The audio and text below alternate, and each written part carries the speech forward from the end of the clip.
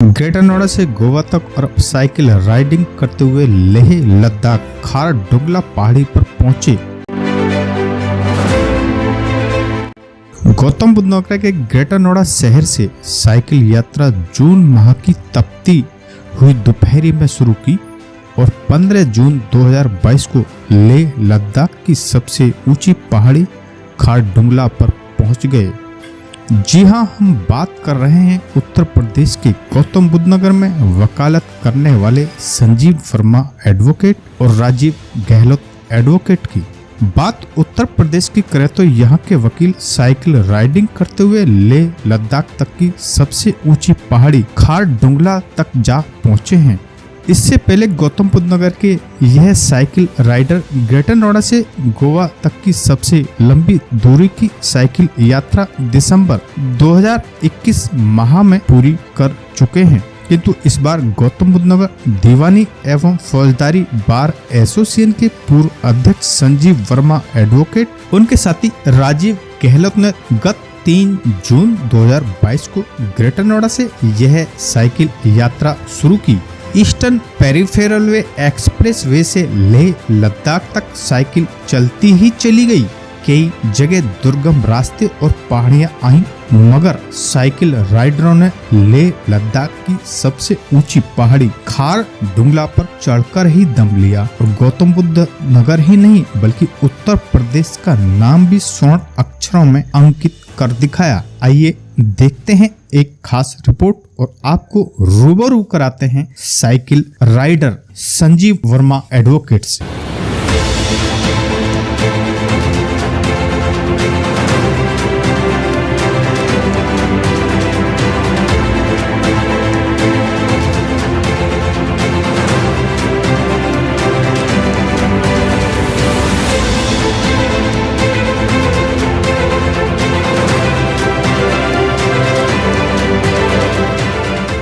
इस समय हमारे साथ मौजूद हैं ग्रेटर नोएडा से लद्दाख तक साइकिल यात्रा करने वाले संजीव वर्मा एडवोकेट, जो कि गौतम बुद्ध नगर दीवानी एवं फौजदारी बार एसोसिएशन के पूर्व में अध्यक्ष भी रह चुके हैं।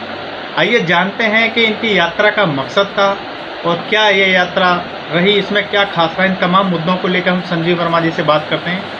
संजीव वर्मा जी, आपको पहले तो विजन लाइव की ओर से बहुत बहुत शुभकामनाएं। जी धन्यवाद। आपकी जो ये यात्रा है जो आपने ग्रेटर नोएडा से लद्दाख तक की है और इससे पहले आप ग्रेटर नोएडा से गोवा तक भी यात्रा कर चुके हैं, आपको बहुत बहुत शुभकामनाएं। Thank you. सबसे पहला सवाल ये है कि एक आप कानून के पेशे में होते हुए और ये आपको ये साइकिल यात्रा का जो साइकिलिंग का है शौक कैसे चला पड़ा आपको? देखिए, साइकिलिंग का शौक लॉकडाउन के टाइम में हम जब बंद थे बिल्कुल घरों में, उस टाइम पर एक्सरसाइज सब बंद हो गई थी, बैडमिंटन क्रिकेट सब बंद हो गया था, तो छोटे बेटे की साइकिल बाहर रखी हुई थी। तो एक दिन सोचा कि चलो थोड़ी सी साइकिलिंग करते हैं। तो शुरुआत तो हुई थी शौक में थोड़े से, फिर धीरे धीरे चलता रहा। फिर एक नई साइकिल ली, धीरे धीरे साइकिलिस्ट ग्रुप मिले, उन्हें देख के वो लोग बहुत कुछ करते थे, मैं भी करता रहा। और धीरे धीरे यात्रा ये हुई कि मैंने अब 1 साल के अंदर 112 बार 100 किलोमीटर चला चुका हूँ मैं। इस बीच में जो वर्ल्ड वाइड प्रतियोगिताएँ होती हैं साइकिलिंग की BRM, वो मैं 200 किलोमीटर 300 किलोमीटर 400 किलोमीटर 600 किलोमीटर करके SR का टाइटल होता, वो भी मैं प्राप्त कर चुका हूँ इस 1 साल में ही। और इनके एक टाइम लिमिट होती है जिसके अंदर करनी। 600 मैंने 39 घंटे में की, जो 40 घंटे में करनी होती है। 424 घंटे का वो 23 घंटे में की हमने। और 300 किलोमीटर मैंने 17 घंटे में की, जिसका 20 घंटे का है। 200 किलोमीटर का टाइम होता 13 घंटे का, वो मैंने 9 घंटे में की है। तो इस तरह से ये सारी कर चुके हैं। और पिछले साल दिसंबर में यहाँ ग्रेटर नोएडा से गोवा तक की यात्रा की हमने, वो 17 दिनों में 2280 किलोमीटर चला के। तो बस ऐसे ही देख के धीरे धीरे भी ये हमने लगा कि ये यात्रा करने का सबसे बढ़िया साधन मुझे यही लगा। इससे पहले हम हवाई जहाज़ से भी घूमते रहे और एक सिटी से दूसरी सिटी पहुंच गए, पता ही नहीं चला रास्ते में कहाँ थे क्या थे। कारों से बहुत घूमे, ट्रेन से भी गए हैं, लेकिन जब गोवा वाली यात्रा की उसको इतने माइन्यूटली हमने लोगों की कल्चर, कहाँ पर कैसा खाना पीना है, लोग कैसे रहते हैं, लोगों से बातें किस तरह से होती हैं, और बड़ी माइन्यूटली चीज़ें जो हम कार में कभी नहीं कर पाए थे, वो हमने इस तरीके से ये सोच के, और ये भी प्लान हमने फिर लेह लद्दाख खरदुंगला तक का ग्रेटर नोएडा से बनाया, यही सोच करके। अच्छा, ग्रेटर नोएडा से हाईटेक शहर में आप रह रहे हैं, तो ये बताइए ग्रेटर नोएडा में और भी साइकिलिस्ट होंगे? बहुत साइकिलिस्ट। तो क्या आप किसी क्लब से जुड़े हुए हैं? और ग्रेटर नोएडा साइकिलिंग क्लब है एक हमारे यहाँ, तो उससे मैं जुड़ा हुआ हूँ। हम लोग सब साथ में से राइड करते हैं, डेली राइड होती है हमारी, वीकली राइड भी होती हैं और कुछ स्पेशल राइड की जाती हैं ऑर्गेनाइजर्स के द्वारा। तो वो हम लोग साथ साथ रहे, किसी मैसेज को भी होती हैं, पर्यावरण दिवस पे हुई, जैसे योगा डे पे, और कुछ ना कुछ मैसेज के लिए, वुमेंस के एम्पावर के लिए, तो समय समय पर हमारे ग्रुप से यात्राएं ऐसी होती रहती हैं, वो छोटी छोटी चलती रहती हैं। तो बेसिकली वो काम कर रहे हैं लोगों को प्रमोट करने का। साइकिलिंग अपने आप में क्या आप समझिए, ये एक एक्सरसाइज का बहुत बढ़िया साधन है। इसमें आपके घुटने की एक्सरसाइज बहुत अच्छी हो रही है, लेग्स की बहुत अच्छी एक्सरसाइज है, और डॉक्टर्स तो इवन कार्डियो वाले हार्ट की एक्सरसाइज से बहुत इससे अच्छी हो नहीं सकती कोई। तो साइकिलिंग अपने आप में एक एक्सरसाइज बहुत अच्छी है। दूसरा, गो ग्रीन, सेफ फ्यूल, तो साइकिल तो आप चला रहे हो, अपने आप एक मैसेज दे रहे हो लोगों को। अच्छा, कहाँ साइकिलिंग, कहाँ वकालत का पैसा, कैसे समय निकाल लेते हैं? ये वकालत और साइकिलिंग का एक बड़ा अच्छा कोई रिलेशन है इसमें, कि वकालत जो है हमारा, ये पूरा माइंड से रिलेटेड जॉब है। क्लाइंट का काम दिया, उसके बाद पढ़ना भी है, फाइल भी तैयार करनी है और बहुत कुछ करना, तो बेहद ज़्यादा स्ट्रेस होती है। स्ट्रेस को रिलीज़ करने के लिए हमें कोई ना कोई साधन यूज़ करना होता है, तो हम उसमें खेल के कर सकते हैं, एक्सरसाइज से कर सकते हैं। लॉकडाउन से पहले मैं कभी क्रिकेट खेलता था, बैडमिंटन खेलता था, जिससे कि हम अपने बॉडी को थोड़ा सही रख सकें और माइंड को भी कुछ टाइम के लिए रेस्ट मिल जाए, वरना तो वो सारी फाइलें हैं और किताबें वही दिमाग में घूमती रहती हैं। तो साइकिलिंग भी मुझे बहुत हेल्प की है इसमें, और मेरी लाइफ ही बदल गई साइकिल से एक तरह से। तो जब हम 2-3 घंटे साइकिल चला रहे थे, डेली जाता हूँ मैं सुबह 5:30 बजे और 7:30 तक चला के आता हूँ, तो उस 1-2 घंटे में बड़ा काम कूल और साइकिलिंग कर रहे होते हैं, मज़ा आता है पूरा, और बॉडी फिट हो ही रही है उससे। तो ये एक वो तरीका है, छुट्टियों में इस्तेमाल करता हूँ मैं इसका। अभी आपने जो साइकिलिंग है उससे जो फिट रहने के, बॉडी फिट रहने के फ़ायदे बताइए। तो जो सरकार की ओर से खासकर फुटबॉल, क्रिकेट या दूसरे बैडमिंटन जो खेल हैं, उनको लगातार बढ़ावा देने का प्रयास किया जा रहा है। जो साइकिलिंग है, ये एक शान की सवारी मानी जाती थी, और आज एक लग्जरी कारों तक ही लोग एक सीमित रह चुके हैं। आपका क्या कहना है, किस तरह से इसको बढ़ावा दिया जाना चाहिए? तो सरकार को सबसे पहले तो ट्रैक बनाने चाहिए। साइकिल आज की डेट में कौन चला रहा है, जो बहुत मजबूर है बेचारा, कि सुबह मजदूर है या कोई गार्ड की नौकरी कर रहा है, तो वो बेचारा मजबूरी में, उसके पास साधन पैसे देने को नहीं, मजबूरी चला रहा। मैं चाहता हूँ साइकिल चलाएं लोग शौक में, जैसे बहुत सारे कंट्रीज़ में होता है। आप रोड सेफ्टी कर दें। आज हमारे अपने बेटे को साइकिल से भेजने में मुझे डर लगता है कि वो उसी रोड पे जा रहा है जहाँ पर ट्रक चल रहा है, जहाँ बहुत हाई स्पीड में मोटरसाइकिल चलनी है, हाई स्पीड में वहाँ पर कार चलनी है, तो मैं अपने बेटे को नहीं भेज सकता सड़क पे। अगर मुझे पता लगे कल को वहाँ एक सेपरेट रोड बन चुकी है, साइकिलिस्ट को सेपरेट रोड बनेगी, तो बढ़ावा मिलेगा इससे, और देश के बीच में विकास होगा।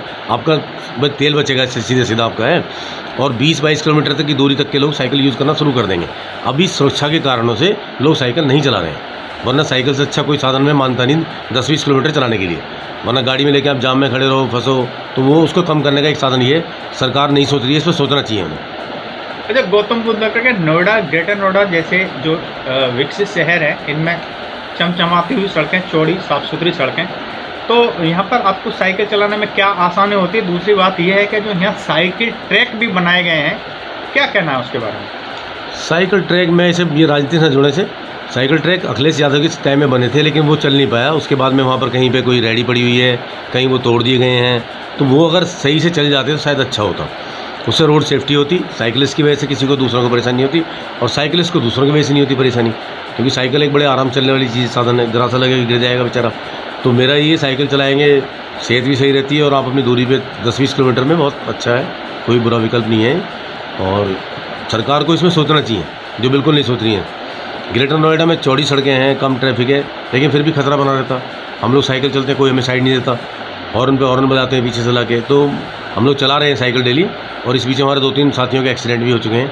एक साथी की तो हमारी कर्नल संजय धवन जी हैं, हालांकि वो एक्सीडेंट चंडीगढ़ में हुआ था और इंडिया में ही है वो भी। एक्सीडेंट साइकिलिंग करते समय उनको इतनी जोर से टक्कर मारी, जिसके बाद उनकी डेथ हो गई। तो साइकिलिस्ट को बहुत ज़्यादा गंभीरता से लोग लेते नहीं हैं, इसलिए सरकार इस पर सोचें, वरना साइकिलिस्ट आजकल बहुत हैं। लॉकडाउन से तो साइकिल बहुत ज़्यादा और शुरुआत हुई है। सेहत के लिए सबसे अच्छा इंस्ट्रूमेंट यही बना है। ग्रेटर नोएडा या यमुना सिटी में साइकिल ट्रैक है और वो रखाव नहीं हो पा रहा, या फिर वो अतिक्रमण की चपेट में आ गए, तो जो ग्रेटर नोएडा साइकिल क्लब है, क्या उसकी ओर से कोई मांग पत्र को दिया गया? ग्रेटर नोएडा साइकिलिंग की क्लब की तरफ से मांग पत्र कई बार दिए जा चुके हैं, अलग अलग फोरम पे। नोएडा अथॉरिटी को अपील की जा चुकी है उनसे भी कई बार, कि नोएडा के अंदर और ग्रेटर नोएडा के अंदर रोड बहुत चौड़ी हैं, आपको कोई ज़रा सी समस्या नहीं, उसी रोड में अलग से ट्रैक बनाने की ज़रूरत नहीं है। उसी रोड में आप, जब आप डिवाइडर बनाते हो टेम्प्रेरी या परमानेंट, साइड में आप 8 फीट 6 फीट कुछ भी एक जगह एक साइड छोड़ सकते हो आप। बस 6 लेन चौड़ा है, 6 लेन में से अगर आप एक थोड़ा सा पट्टी छोड़ दोगे, तो साइकिलिस्ट की भी सोचो, उनका सोचना चाहिए। अच्छा, आपने ग्रेटर नोएडा से गोवा तक की साइकिल यात्रा की, जो एक लंबी साइकिल यात्रा अभी तक आपके जीवन की रही है, तो उसमें क्या आपको अनुभव देखने को मिला, क्या चुनौतियाँ हैं? तो जब साइकिल से निकलते हो तो चुनौती सबसे पहली होती है, आपको सभी लोग देख रहे होते हैं सारे। ट्रैफिक की चुनौती सबसे बड़ी होती है, ट्रैफिक सारे में बहुत ज़्यादा था, बच के निकलना पड़ता। सबसे चैलेंज आपके ऊपर ये भी रहता कि एक्सीडेंट ना हो जाए, चोट ना लग जाए, मतलब हर मिनट आपको ये लगता रहता कि कहाँ खतरे में हुआ। लेकिन साइकिलिंग एक शौक़ तो है ही, अपने आप में अच्छा है। लोग मिलते थे, बहुत अप्रिशिएट करते थे, जो भी मिलते थे, जो जानते थे कहाँ से दिल्ली से आ रहे हो और गोवा तक जा रहे हो, तब बड़ा अप्रिशिएट किया। और इस बार तो हद हुई, जब हम लोग पहाड़ों पे चल रहे थे तो सब टूरिस्ट थे, सड़क पे चलने वाले, मोटरसाइकिलिस्ट, सभी लोग तालियां बजाते थे हाथ से कि हम लोग यहाँ गाड़ी से नहीं चल पा रहे हैं, आप साइकिल से। तो एक अपार खुशी मिलती है जब लोग आपको अप्रिशिएट करते हैं किसी काम कर रहे हो, तो बड़ा अच्छा लगा, बहुत खुशी मिली सब चीज़ों से। लोग रोक के फ़ोटो तो खींचते थे, बच्चे भी बड़े भी, कह रहे देखो ये अंकल तो साइकिल से जा रहे हैं, तो बहुत अच्छा लगता था, बहुत मज़ा आया। अच्छा, फिलहाल आपने 3 जून 2022 से लेकर और 15 जून तक आपने एक साइकिल यात्रा गौतम बुद्ध नगर के ग्रेटर नोएडा से लद्दाख तक की है, जो कि एक बहुत ही चुनौतीपूर्ण कार्य था। आपने एक सफल यात्रा की है जी। तो क्या आपको चुनौतियां आई, क्या दिक्कतें आई और क्या आपको अनुभव देखने को मिला? इस बार की जो यात्रा थी 3 जून को हमने स्टार्ट की ग्रेटर नोएडा से, और इसमें हम कीरतपुर साहिब तक हमारी यात्रा जो थी प्लेन में थी। कीरतपुर साहिब के बाद में हमारी पहाड़ियाँ शुरू हो गई, तो पहाड़ों पे चढ़ने का पहला अनुभव था हमारा। तो पहाड़ों में कठिनाइयाँ बहुत आई। जो कीरतपुर साहिब है वहाँ तक मैदानी इलाका था और रोड भी अच्छी थी। उसके बाद पहाड़ियाँ शुरू होगी, मनाली हिल्स आ गई थी। तो मनाली हिल्स पे जब चढ़ते तो काफ़ी ऊंचाइयाँ हैं, फिर डाउन आता है, अप एंड डाउन चलते हुए चलता रहा। तो पहाड़ी पे चढ़ाने में शुरू में पहले काफ़ी मुश्किल हुई, धीरे धीरे फिर वो आदत में शुमार हो गई। फिर हमें करना ही था ये, और अपने शौक़ से कर रहे थे हम, तो फिर हम डेली चलाते थे और हमारी ये दूरी कम होनी शुरू हो गई थी। जो हम 151, 150 चला रहे थे, वो हमारी ये 70, 75, 65 तक रह गई थी। हालांकि हमने एक दिन पहाड़ियों में भी 100 किलोमीटर की है, लेकिन उस दिन हमें 25 किलोमीटर का डाउन मिला। तो डाउन हिल में क्या है, थोड़ी सी ब्रेक लगाने के बाद, रोकने के बाद भी 20-22 की स्पीड निकलती रही, तो दूरी जल्दी कवर हो गई थी। जो और कठिनाइयाँ तो पहाड़ में थी। किलोमीटर की दूरी रही है ये टोटल दूरी तो हमारी कहें तो इन टर्म्स ऑफ दैट के 1044 किलोमीटर टोटल हुई, जो ग्रेटर नोएडा से खारदुंगला तक की थी। तो 1044 किलोमीटर की यात्रा हमने की है इस बार। लेकिन इस बार क्या है, टफनेस बहुत ज़्यादा थी, पहाड़ियाँ थीं। पहले मनाली हिल्स थी, मनाली हिल्स भी अपने आप में काफ़ी ऊंची हैं। उसके बाद जब अटल टनल पार कर लेते हो आप, लाहौल स्पीति शुरू करते हो, तो लाहौल स्पीति से लेह लद्दाख का रेंज जो है वो सारी पूरा उसे सैंड है वहाँ सारा। तो कोल्ड डेजर्ट भी बोला जाता है उसे। वो सारे सब मिट्टी के पहाड़ हैं दोनों तरफ, चौड़े चौड़े, बिल्कुल ना कहीं आबादी है ना कोई फूल पत्ती हैं, और एक बिल्कुल वीराना सा इलाका है, कुछ खाने पीने को नहीं मिलता कुछ भी।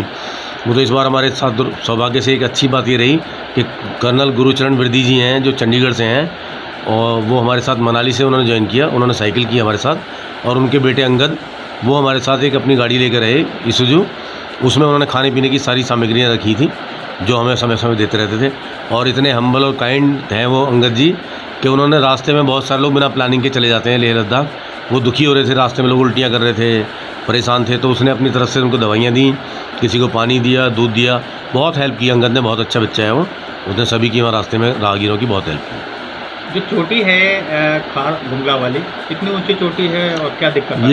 ये जी जो लास्ट वाला दिन था हमारा, उससे पहले हम 17,000 फीट तक 3 बार चढ़े हम, क्योंकि वहाँ लाहौल से लेकर के लेह तक ही पहाड़ियाँ बहुत ऊंची हैं। 3-4 बार हम 17,000 फीट तक ऊंचाई तक गए, उसके बाद डाउन आए हैं। लेकिन ये जो लास्ट वाला था हमारा पैच, इसमें बीच वाले में एक दिन हमारे लाचूला से लेके नकीला तक, वहाँ एक 21 घाटा लूप भी आता है। 21 घाटा लूप का मतलब क्या है, एक सिमिलर एक ही साइड में ऊपर चढ़ते हुए डायरेक्ट ऊपर पहुँचना था 17,500 फीट पे। और लेह से खारदुंगला की 44 किलोमीटर की दूरी है। इस दूरी में सीधी पथ पहाड़ी चढ़ते ही जाना, सीधे जेड स्टाइल में ऐसे गए हैं, फिर यूँ गए हैं, फिर यूँ, और वो पूरा का पूरा चढ़ाई है। पूरे दिन चढ़ाई चढ़ते चढ़ते हम 6, 7, 8 मैक्सिमम स्पीड आती थी। लेकिन हमने साइकिल ही चलाई पूरे टाइम, हमने उतर के कहीं, लकीली भगवान की से ये नहीं रहा कि हमें उतर के खींचनी पड़ी हो। कम स्पीड में लोअर गियर में हम चलाते रहे, और शाम को 4:30-4 बजे के आसपास, सुबह 5 बजे स्टार्ट की थी हमने, और 4:30 बजे हम लकीली तीनों लोग स्वस्थ से और तरीके से, सफलतापूर्ण तरीके से हमने खारदुंगला समिट की, जहाँ ये बाइकर्स का ये वो पॉइंट है जिसे दुनिया का सबसे ऊंचा जो पहाड़ी का सड़क का मार्ग है वो बोलते हैं। और सारे बाइकर्स इंडिया वाले वहीं पर जाकर अपनी बाइक की समाप्ति कर। तो साइकिल से हम 3 लोग पहुँचे थे, एक लड़का और मिला था हमें वहाँ, वो पहुँचा था वहाँ, अल्मोड़ा का था वो बच्चा, बस। बाकी और तो सब मोटरसाइकिल वाले थे, साइकिल से बहुत कम लोग जाते हैं। ये है साइकिल यात्रा आपकी एक सफल साबित हुई है। जी जी। आप किसको समर्पित करेंगे? ऐसा ये साइकिल यात्रा का जो इसका बेसिक जो कॉन्सेप्ट था, वो हमारे एक साइकिल क्लब में ही थे, चंडीगढ़ में पोस्टिंग थी उनकी, कर्नल संजय धवन जी, दुर्भाग्यपूर्ण तरीके से उनका एक एक्सीडेंट में मृत्यु हो गई उनकी पिछले साल। तो वो और गुरुचरण जी और सुधीर हंस जी आपस में दोस्त थे। इन लोगों का प्लान था कभी जाने का, लेकिन वो नहीं रहे। उनके बाद में उनकी इच्छा को पूरा करने के लिए कर्नल गुरुचरण वर्दी जी ने प्रोग्राम बनाया, और सुधीर हंस जी हमारे नोएडा में रहते हैं, उन्होंने हमसे बात की तो हमने भी रजामंदी दी। तो हमने अपना ग्रेटर नोएडा से जोड़ दिया मनाली तक। कर्नल साहब मनाली से हमारे साथ जुड़े, पहली बार मिले थे हमें, लेकिन कर्नल साहब बहुत अच्छे, बहुत हम्बल हैं। उन्होंने, कर्नल साहब ने ये प्लान, और ये हमने अपनी यात्रा संजय धवन कर्नल साहब जो थे उनको समर्पित करते हुए, उनकी श्रद्धांजलि में हमने अर्पित की है अपनी यात्रा। अच्छा, आपने साइकिलिस्ट होते हुए ये एक बहुत बड़ा सफ़र तय किया है जी, तो क्या संदेश देना चाहेंगे और सरकार से क्या अपेक्षा है? देखिए, संदेश तो सबके लिए ये साइकिलिंग एक अच्छा साधन है, बस थोड़ा सा इसमें रिस्क है, खतरा है। तो मैं अपील करूँगा बाकी लोग जो सड़क पे चलते हैं वो साइकिलिस्ट को रेस्पेक्ट करें, उनको रास्ते दें। और सरकार की जिम्मेदारी में मानता हूँ, सरकार हमारी भी सोचे कुछ साइकिलिस्ट की भी, तो इससे बढ़ावा मिलेगा नो डाउट। और जो आज की डेट में तेल महंगा हुआ है और समस्याएं दुनिया भर की हैं, वो भी कहीं ना कहीं इससे रिड्यूस होंगी। तो लोग साइकिल यूज़ करें अपने जीवन में 10-20 किलोमीटर तक, मतलब छात्र हैं, अगर रोड अच्छी होगी उसको बाइफरकेट, तो कोई भी गार्जियन अपने बच्चे को भेज सकता है ना। इसी तरह से कोई भी व्यक्ति अपने बच्चे को जॉब पे भेज सकता है। 10-20 किलोमीटर की दूरी में हम साइकिल यूज़ कर सकते हैं, बशर्ते कि सेफ्टी हो। अभी सेफ्टी नहीं है, इसलिए नहीं कर रहे हैं हम लोग। अच्छा, अभी तक आपको जो साइकिलिंग में क्या अवार्ड मिले हैं और अब आपकी क्या तैयारी है? क्या पद्म श्री या इस तरह के जो पुरस्कार सरकार द्वारा दिए जाते हैं, आप कहीं उसके लिए आवेदन करेंगे? क्या आपका प्लान है? मैंने अभी ये वर्ल्ड वाइड प्रतियोगिताएँ होती हैं, BRM नाम से बोली जाती हैं, 200, 300, 400, 600 से पहले बता चुका हूँ मैं। वो मैं चारों टाइटल कर चुका हूँ, और उन चारों को लेने वाले को SR बोलते हैं, वो भी मुझे मिल चुका है। तो ये ऐसे अवार्ड मैंने बहुत सारे मुझे मिल चुके हैं इस बीच में। एक साल के अंदर कम से कम 25-30 बार मैं पार्टिसिपेट कर चुका हूँ, वो मुझे मिल चुके हैं। और ये पद्मश्री वाली, ये तो सरकार की चीज़ें हैं, बात की क्या है कैसे हो, ये तो डेस्टिनी में क्या पता किसको कब क्या होगा दिनेश भाई। तो अभी मैं प्रयासरत हूँ, लगा हुआ हूँ, अभी जब तक स्वस्थ हैं साइकिलिंग करेंगे, मज़ा आता है मुझे करने में। अब ये शौक बन गया हमारा। अच्छा, आखिरी सवाल ये है, आप जी। गौतम बुद्ध नगर के बार एसोसिएशन के पूर्व अध्यक्ष रह चुके हैं। जी जी। आपने पहले गोवा तक और अब ये लद्दाख तक एक साइकिल यात्रा कर गौतम बुद्ध नगर का नाम रोशन किया है। जी, तो अधिवक्ताओं के लिए क्या कहना चाहते हैं? अधिवक्ताओं के लिए तो मेरा यही है कि वो इसे एक्सरसाइज के रूप में यूज़ कर लें। डेली सुबह अपना मॉर्निंग में साइकिलिंग करें और स्वस्थ रहें। स्वस्थ रहेंगे तो अधिवक्ता का स्वस्थ रहना बहुत ज़रूरी है। और कहते हैं एक स्वस्थ मन में ही स्वस्थ चित्त होता है। तो हमारा तो दिमाग का खेल है सारा। तो दिमाग भी जो स्वस्थ रहेंगे तो दिमाग भी ओबियसली अपने आप अच्छा रहेगा। तो सेहत के लिए अपना विशेष ध्यान दें। डॉक्टरों से बच पाओगे, क्योंकि जितना आप एक्टिव रहते हो उतना ही उनसे दूर रह सकते हो।